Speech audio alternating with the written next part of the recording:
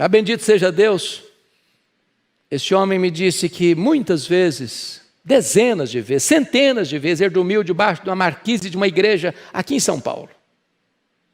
E um dia, 4 horas da manhã, ele está passando num viaduto, sem poder entender, uma senhora que estava vindo de uma reunião de oração, saiu da reunião de oração de madrugada, passando por ele, olhou para ele e disse: se você não morreu até hoje, é porque Deus tem um plano na sua vida.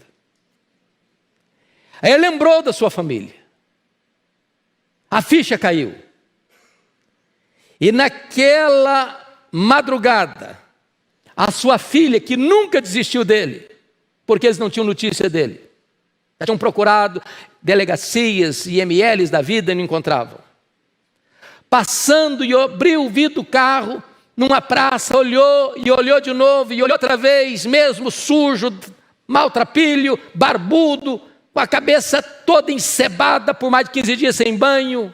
Ela olhou e viu e reconheceu.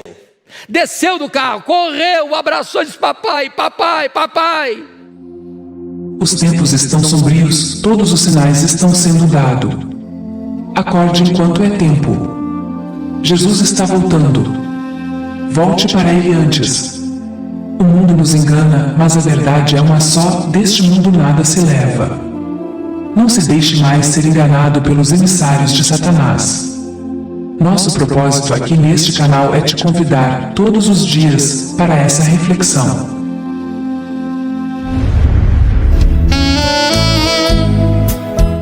Reflexão do dia. Marcos 14, 1 a 3. E dali a 2 dias era Páscoa, e a festa dos pães ázimos. E os principais dos sacerdotes e os escribas buscavam como o prenderiam com dolo, e o matariam. Mas eles diziam: não na festa, para que porventura não se faça alvoroço entre o povo. E, estando ele em Betânia, assentado à mesa, em casa de Simão, o leproso, veio uma mulher, que trazia um vaso de alabastro, com unguento de nardo puro, de muito preço, e quebrando o vaso, lhe o derramou sobre a cabeça. Louvado seja o nosso Deus.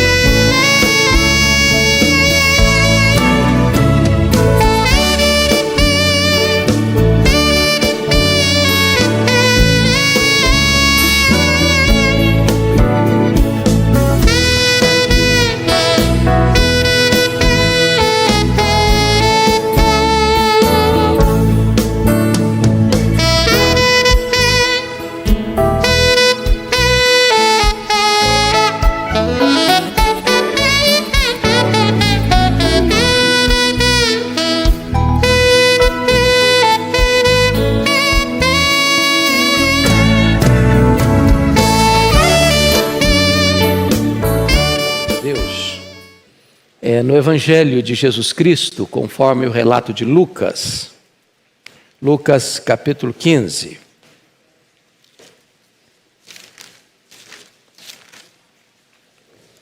Lucas capítulo 15.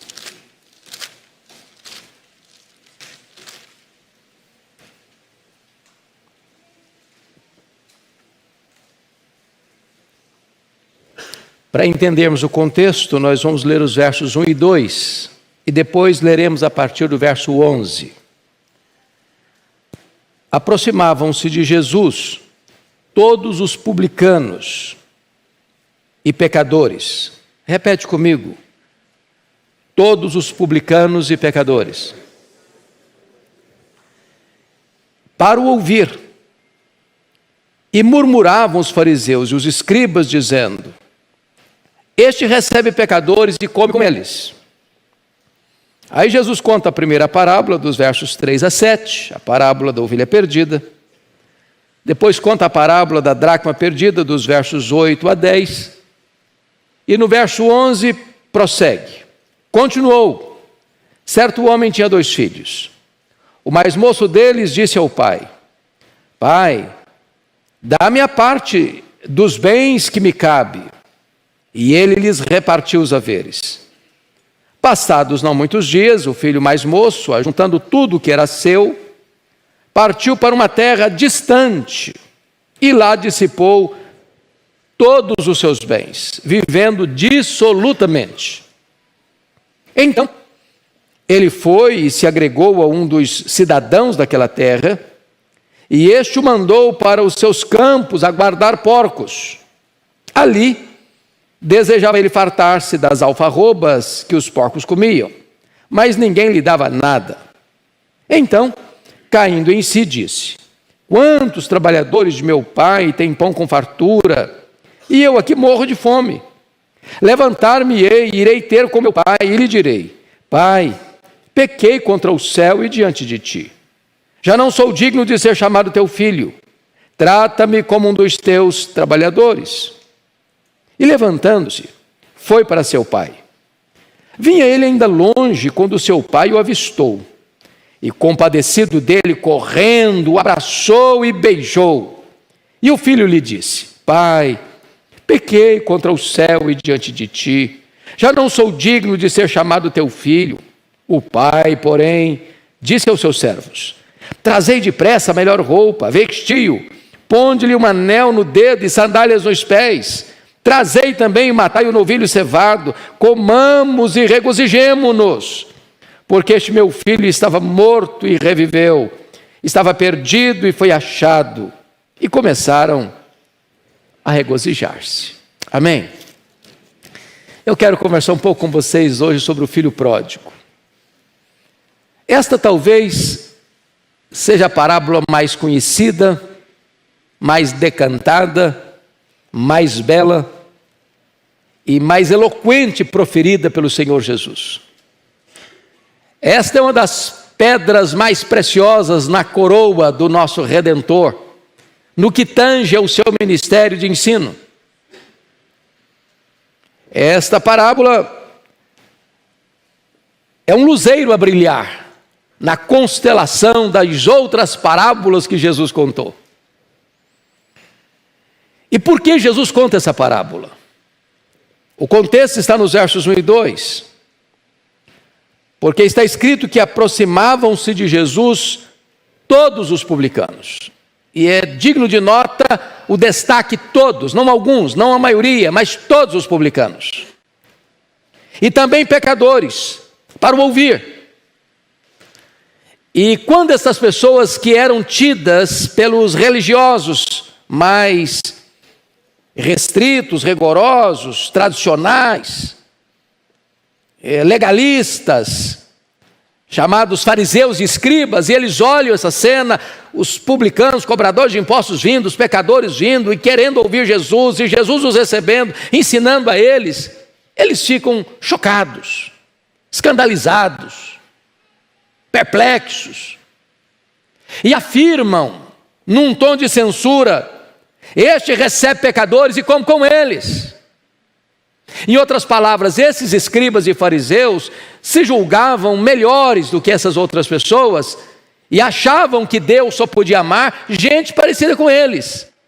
Eles davam nota máxima a si mesmos, eles davam nota 0 aos demais, e eles eram seletivos, achando que Deus só gostava de gente parecida com eles. Então Jesus conta essas 3 parábolas para mostrar quem é Deus, para mostrar o amor de Deus, o amor de Deus que procura, o amor de Deus que encontra, o amor de Deus que perdoa, o amor de Deus que celebra. Você e eu não estamos aqui nesta noite alcançados pela graça porque éramos pessoas boas, porque tínhamos virtudes, porque tínhamos méritos, porque Deus olhou do céu para nós e disse: que pessoa maravilhosa, eu acho que ela é digna do meu amor, vou amá-la.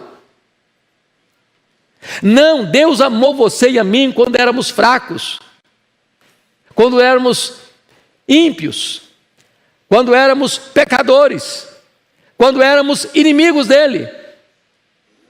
Nós estávamos perdidos, nós estávamos mortos, nós estávamos depravados e condenados, nós estávamos numa situação irremediavelmente arruinada, e Ele nos amou.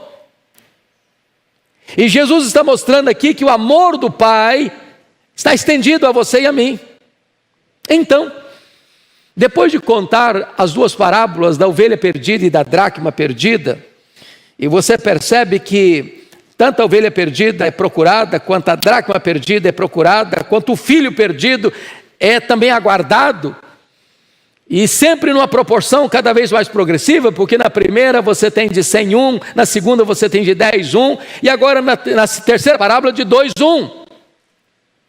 E eu quero hoje focar a minha atenção com vocês, especificamente nesta parábola chamada do filho pródigo. Talvez ela não seja bem titulada por parábola do filho pródigo, porque esse título que você encontra a parábola do filho pródigo aí no topo do seu texto, não é inspirado, isso foi colocado muito depois. A centralidade desse texto não é o filho, é o pai. A palavra mais repetida aqui não é o filho, é o pai. Quando se recupera esse filho, quem está alegre não é o filho recuperado, é o pai, por recuperar o filho. Então o centro da nossa salvação não somos nós, é Deus. Tudo provém dele. Ele estava em Cristo reconciliando consigo o mundo.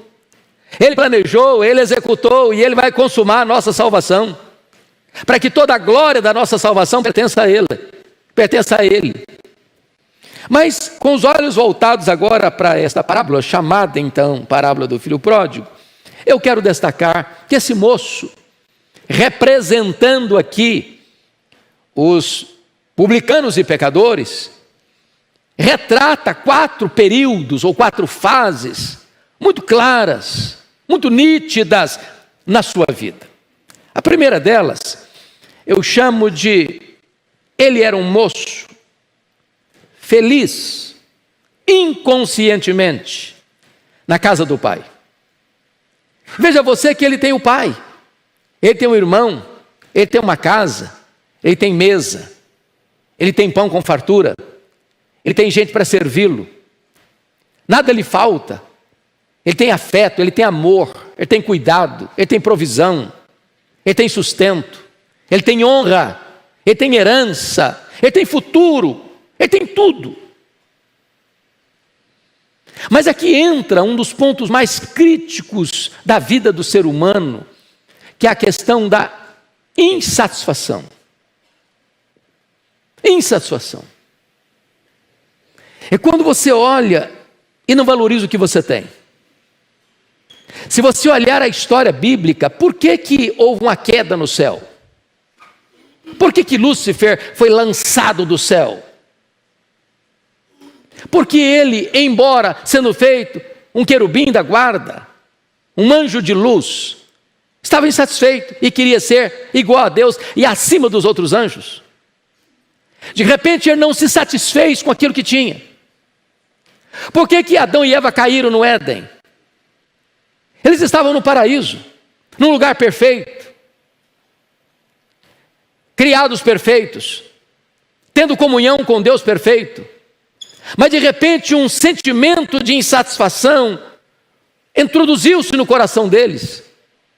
E eles começaram a pensar que o jardim era muito estreito, muito pequeno, muito inadequado para eles, que eles tinham capacidade de muito mais, potencial para muito mais, e começaram a aspirar a coisas maiores do que aquelas que eles tinham.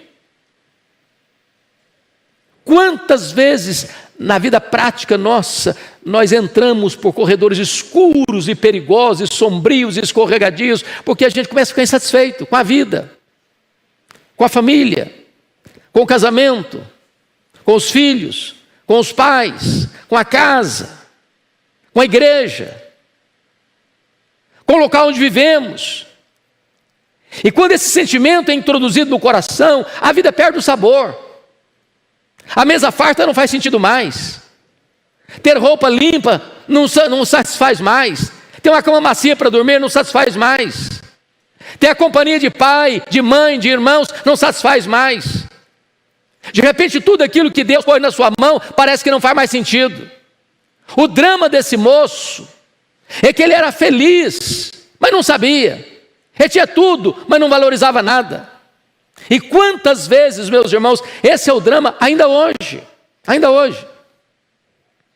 Mas vocês percebem um segundo aspecto, que é a rebelião dele. Porque notem comigo, o que acontece aqui.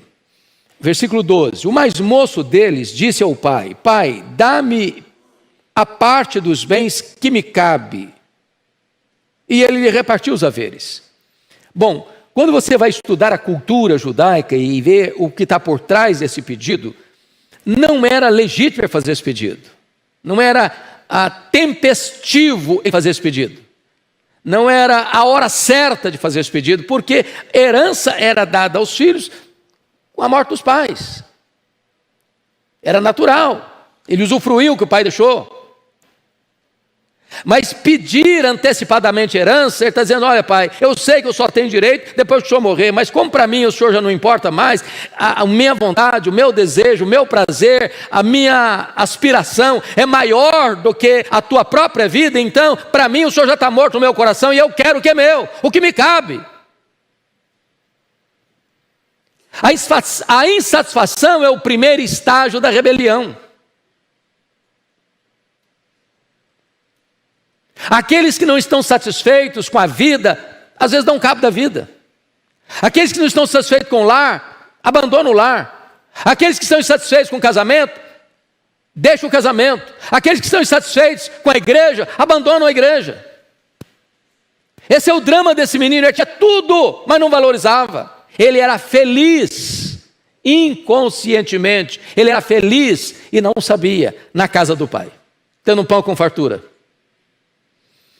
Mas aí vem um segundo estágio da vida dele. Eu peço que você olhe comigo, por favor. Versículo 13. Passados não muitos dias, o filho mais moço, ajuntando tudo o que era seu, ele não deixou nada para trás, partiu para uma terra distante. E lá dissipou todos os seus bens, vivendo dissolutamente. Agora, a segunda fase da vida dele é que ele é infeliz inconscientemente. Ele era feliz inconscientemente na casa do pai. Tinha tudo, mas não valorizava. Agora ele vai para um país distante. Curiosamente, Jesus não diz que país é esse. Mas distante, sem comunicação, sem raízes, sem vínculos, sem ninguém para lhe vigiar, sem ninguém para quem prestar contas. Um país onde ele é independente, onde ele faz as suas escolhas, onde ninguém vai dizer para ele: não faça isso, não faça aquilo, onde ele tem tudo na mão e ele pode usar como quer, do jeito que quer.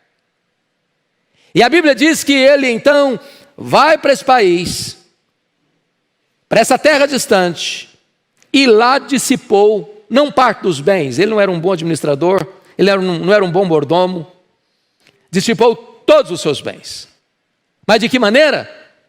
Porque apostou no negócio errado? Porque comprou algo e não deu certo? Não. Ele gastou todos os seus bens vivendo dissolutamente. E aí imagine você as festas. Aí imagine você a diversão. Aí imagine você as curtições da vida. Os amigos, os gracejos, as taças, os banquetes, as aventuras. Ele acha que está curtindo a vida. Ele acha que é isso que é vida. E sabem, amados irmãos, o retrato que Jesus traz é a história de tanta gente criada na igreja, que um dia pensou: a vida está pulsando do lado de fora. Esse negócio de ir para a igreja é chato. Ir para a igreja domingo, escola dominical, reunião de oração, escutar sermão, cantar no louvor. Tem coisa maior, tem coisa melhor. Eu acho que as pessoas lá fora estão curtindo a vida. E de repente a pessoa começa a sentir uma insatisfação. Ela quer curtir o que está do outro lado. Foi a propaganda que a serpente fez para Eva: Eva, você merece mais, você tem potencial para mais, você pode curtir mais, você pode ter mais prazer, você pode ter mais deleite, você pode conhecer mais coisas. A vida até do outro lado do muro do jardim. Aqui não, aqui tem restrição, aqui não tem liberdade, aqui a vida é regrada, aqui é Deus que dá as regras do jogo. Lá fora você vai curtir a vida plenamente, você vai ser igual a Deus. Todas as maçãs do diabo são bonitas, mas todas têm bicho. O diabo é um estelionatário. Ele promete o que não tem. Ele é um farsário. A propaganda dele é mentirosa. Esta semana no Brasil está rolando aí o carnaval. Quantas pessoas que acham que a felicidade está lá, na passarela? Bebendo e dançando atrás de um carro elétrico. Quantas pessoas que acham que o prazer está na cama do adultério, nas aventuras, nas drogas, na bebida, na jogatina. Neste mundo cheio de brilho, cheio de propostas, cheio de banquetes aparentemente apetitosos, com iguarias finas, mas que destroem a alma, que roubam a paz, que chicoteiam a consciência, que mordem na alma, deixando feridas, muitas vezes incuráveis. E esse moço está curtindo a vida. Ele tem dinheiro, ele tem amigos, ele tem diversões, ele está vivendo uma vida absoluta, atendendo todos os desejos do seu coração. Ele não negou nada a si mesmo que ele desejou. Enquanto ele tinha dinheiro, tinha amigos.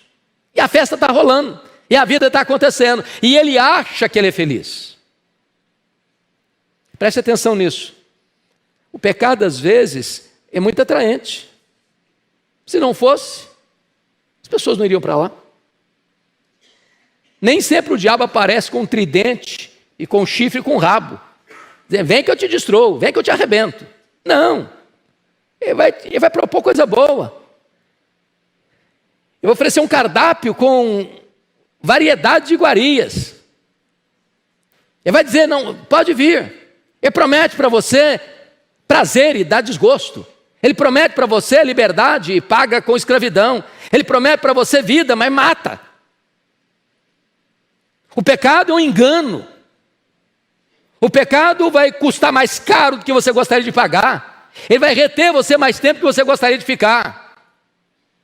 E ele vai levar você mais longe do que você gostaria de ir. Mas enquanto ele está curtindo a vida, ele acha que ele é feliz. Esse é o segundo estágio. Ele é infeliz, inconscientemente. No país distante, gastando tudo, absolutamente. Mas veja comigo, a história que Jesus conta, no versículo 14. Depois de ter consumido tudo, sobreveio àquele país uma grande fome, e ele começou a passar necessidade. Então ele foi e se agregou a um dos cidadãos daquela terra, e este o mandou para os seus campos a guardar porcos. Ali desejava ele fartar-se das alfarrobas que os porcos comiam, mas ninguém lhe dava nada. Então vem a terceira fase dele. A primeira, ele é feliz inconscientemente na casa do pai. A segunda, ele é infeliz inconscientemente no país distante, se divertindo. Terceira, ele é infeliz conscientemente lá no chiqueiro, com fome, cuidando de porcos. Lição aprendida. As amizades de taberna são falsas amizades. Os amigos de copo, dos botecos da vida, dos bares da vida, são amigos enquanto você tem dinheiro, enquanto você está numa boa. A hora que a crise chega, eles vão embora. São amigos que exploram, em vez de serem amigos que amam e servem. Você é apenas um instrumento que eles vão utilizar para sugar o máximo e depois jogar a mochiba fora.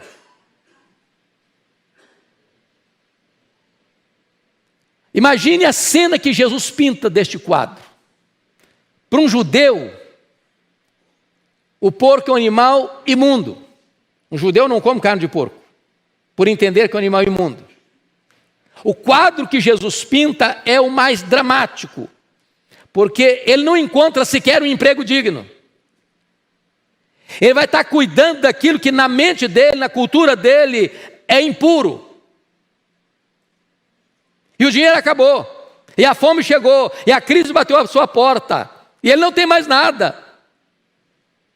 E ele não consegue encontrar nenhuma família decente para lhe dar um trabalho decente. E então ele vai guardar porcos. E enquanto ele faz a comida dos porcos, as alfarrobas, a fome dele é tal que ele gostaria de comer até aquela lavagem. Mas nem isso ele tem. Agora sim ele é infeliz. Eu estava ouvindo há pouco tempo um relato dramático de um pastor que foi me buscar para pregar na sua igreja, pastor muito querido, e ele era um homem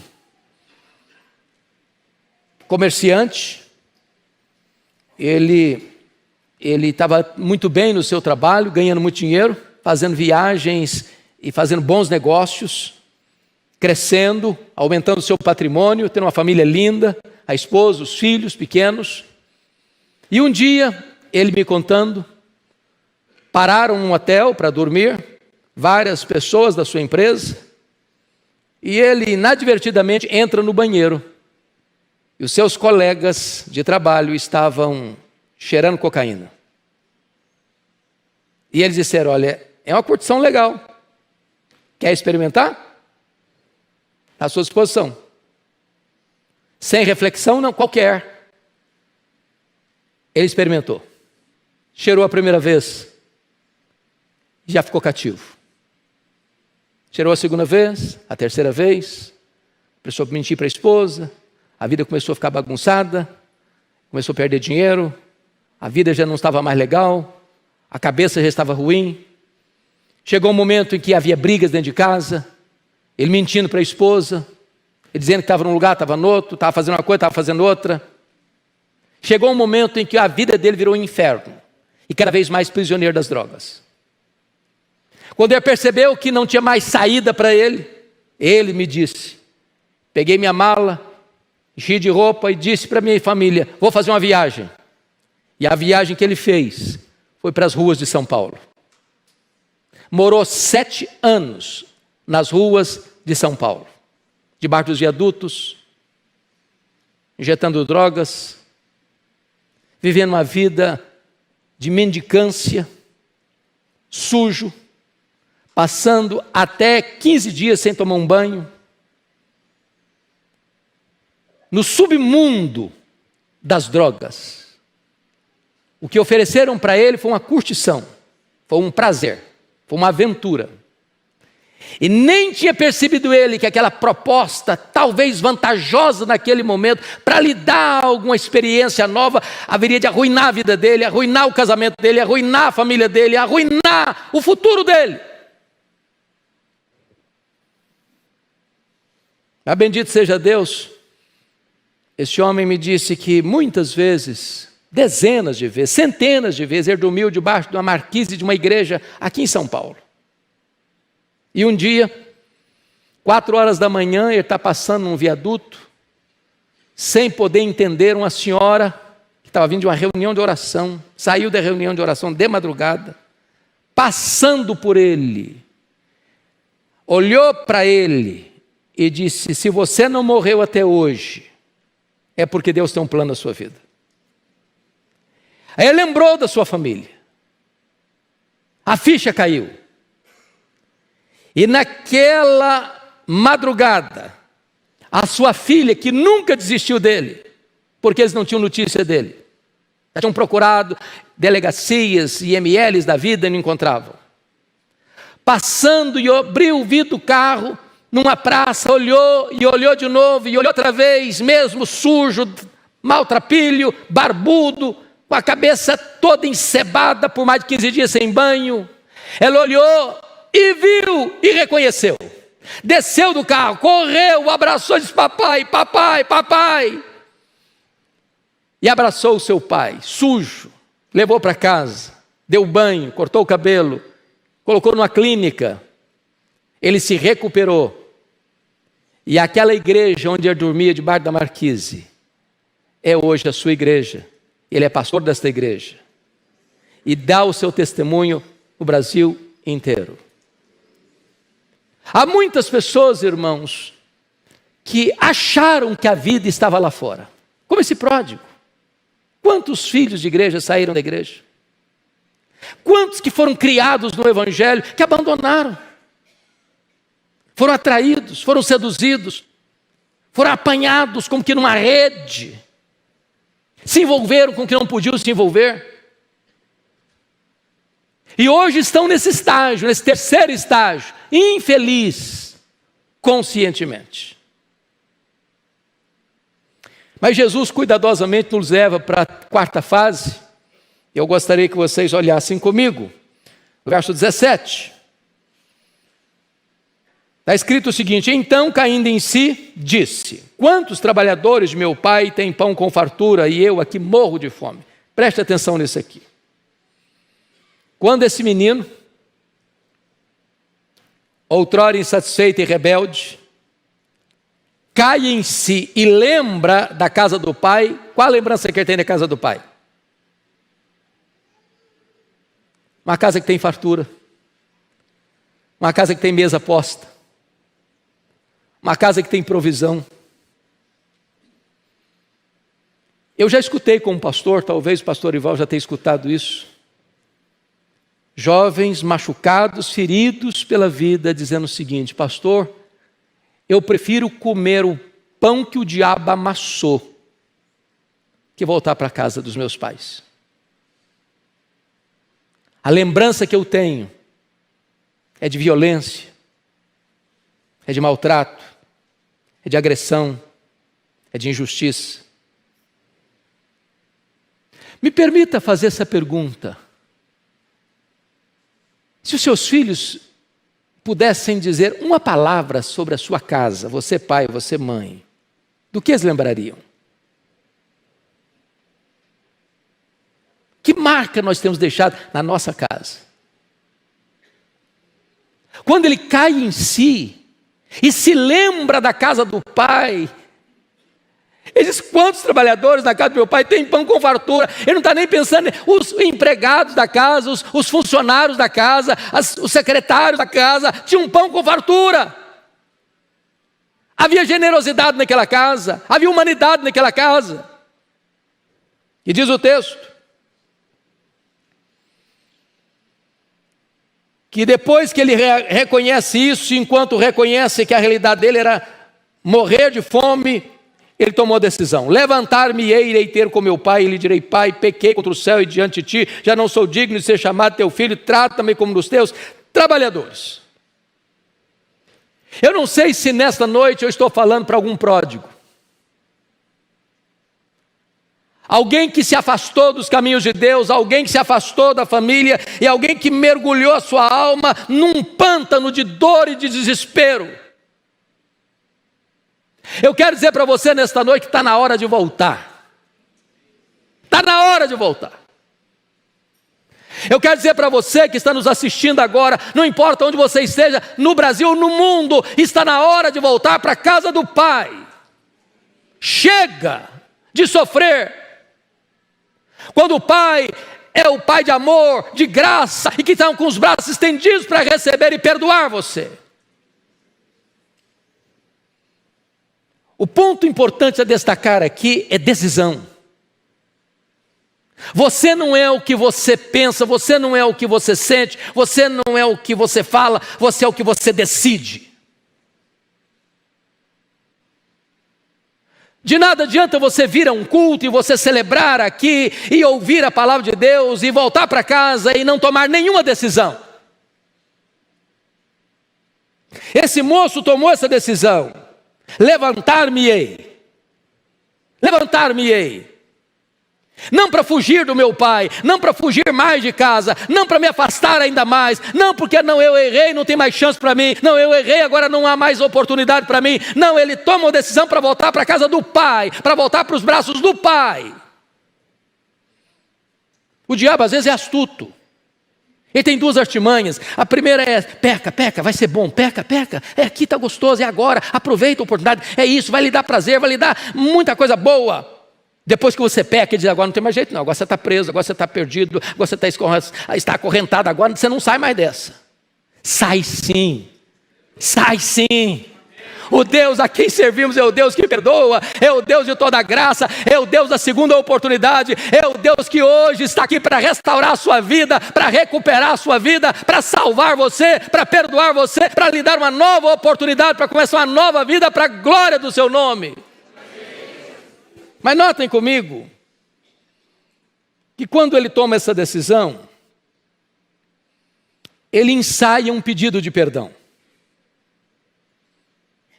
Ele ensaia um discurso. Porque a pergunta dele, será que meu pai vai me receber? E vejam vocês comigo, no versículo 18, ele diz, e lhe direi, pai, pequei contra o céu e diante de ti. Já não sou digno de ser chamado teu filho, trata-me como um dos teus trabalhadores. Está certo. O primeiro ponto do verdadeiro arrependimento, irmãos, é o reconhecimento de que nós não somos dignos, nós não somos merecedores. Qual foi o problema retratado na figura do filho mais velho? Que é a figura do escriba e do fariseu. Aquele filho bonitinho, que nunca saiu de casa, sempre trabalhou, nunca fez uma festa com os amigos. Na opinião dele, nunca transgrediu um mandamento do pai. Esse não tem prazer no pai. Esse não se sente um escravo dentro de casa. Esse é tomado por um senso de justiça própria. Esse não ama como o pai ama. Esse não ama a quem o pai ama. Esse não tem na vida dele o discurso do perdão, da nova oportunidade, da nova chance. Errou, acabou. A parábola termina com o filho pródigo de volta para casa e o filho mais velho, que parecia ser o filho exemplar, fora da festa do pai. É o coração quebrantado que Deus não rejeita. Não o coração altivo, soberbo, autossuficiente, com justiça própria. Agora notem comigo, por favor, no versículo de número 20, que decisão não basta dizer eu vou decidir. Porque tem gente que eu vou decidir. Tem uma ave noturna que nós chamamos de bacurau. O bacurau só sabe cantar uma coisa na vida. Amanhã eu vou. Amanhã eu vou. Amanhã eu vou. E não veio até hoje. Ele só sabe cantar amanhã eu vou. Tem muitas vezes, um dia eu vou fazer. Um dia a minha vida vai mudar. Um dia eu vou voltar para a igreja. Um dia eu vou ser dizimista. Um dia eu vou ser crente de verdade. Um dia eu vou honrar meu pai e minha mãe. Um dia eu vou ser fiel ao meu marido. Um dia eu vou andar com Deus. Um dia eu vou ler a Bíblia. Um dia, amanhã. Quem sabe amanhã. Não, toma a decisão e faça aquilo que você tem que fazer. Levantar-me e irei ter com meu pai. Mas o texto diz, e levantando-se foi para o seu pai. Então, nesta noite, Deus não quer apenas que você tome uma decisão, Deus quer que você ponha essa decisão em prática, imediatamente. Imediatamente. Levantando-se foi para seu pai. O que é maravilhoso é que no verso 20, eu quero que você leia comigo o verso 20, uma só voz, vamos lá juntos? Vamos lá? E levantando-se, foi para seu pai. Vinha ele ainda longe, quando o seu pai o avistou. E compadecido dele, correndo, o abraçou e beijou. Vamos seguir. E o filho lhe disse, pai, pequei contra o céu e diante de ti. Já não sou digno de ser chamado teu filho. Prossiga. O pai, porém, disse aos seus servos, trazei depressa a melhor roupa, vestiu, ponde-lhe um anel no dedo e sandália nos pés. Trazei também, matai o novilho cevado, comamos e regozijemo-nos, porque este meu filho estava morto e reviveu, estava perdido e foi achado, e começaram a regozijar-se. Aqui vem a quarta fase da vida desse moço. Agora ele é feliz, conscientemente, na casa do pai. Então vamos repetir as 4 fases da vida dele? A primeira, ele era o quê? Infeliz, inconscientemente, na casa do pai. A segunda, ele era infeliz, inconscientemente, no país distante. A terceira, ele era infeliz conscientemente no chiqueiro. Quarto, ele era feliz conscientemente de volta à casa do Pai. Agora, notem comigo que a parábola de Jesus é cheia de detalhes magníficos. Porque um ancião não tinha o hábito de correr. Segundo, a cena que Jesus pinta como um artista de excelência é que o pai vivia na varanda da casa, olhando para a estrada, aguardando a chegada do filho. Eu quero dizer para você que o pai aguarda você. Ele espera por você.